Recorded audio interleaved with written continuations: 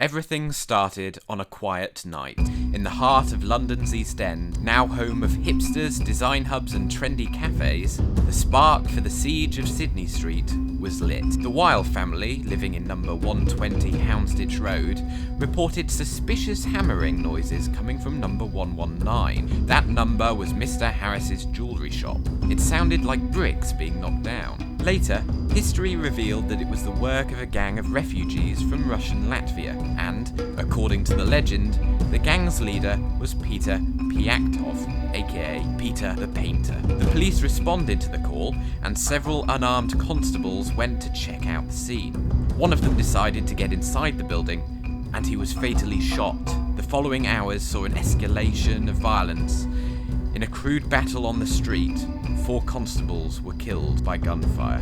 The murders of the policemen caused outrage throughout Britain. On New Year's Day, 1911, an informant told the police that 2 members of the same gang were hiding at 100 Sidney Street. The famous siege was about to begin. The police organised a heavily armed operation to capture the criminals, expecting that they would find fierce resistance. By 2 o'clock in the morning of January 3rd, 200 men had cordoned off the block. Armed officers were posted in shops and buildings surrounding the house of the refugees. The battle started in daylight.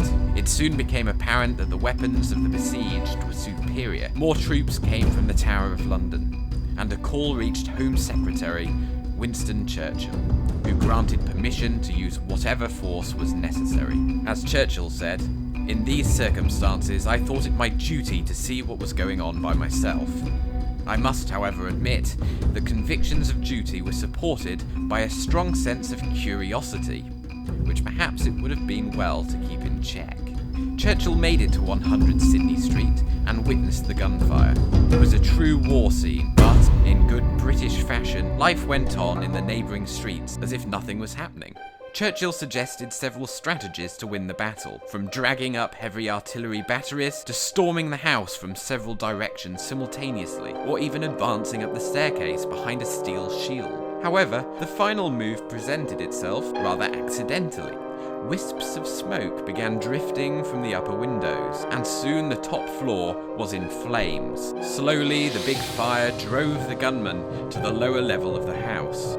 A fire brigade saw the scene and demanded the police to be let in. Churchill asked them to stay close, in case the fire spread to the neighbouring houses, but he forbade the firemen to do their job. The police forces, the fire brigade and Churchill himself waited as the fire spread throughout the whole building. Soon the smoke and the flames revealed that no life could be left inside. The battle was over. In those hours, the front door never opened. Nobody rushed out or begged for their lives. When they extinguished the flames, the police recovered the bodies of 2 gang members, but they found no sign of Peter the Painter. 3 policemen died, and a London firefighter lost his life on that day. Many questioned the presence of Home Secretary Churchill in the scene, saying that he put his life in danger for no reason, or that he was playing to the gallery. But there is no doubt that it was Churchill's involvement that made the siege of Sidney Street an episode that we still remember today.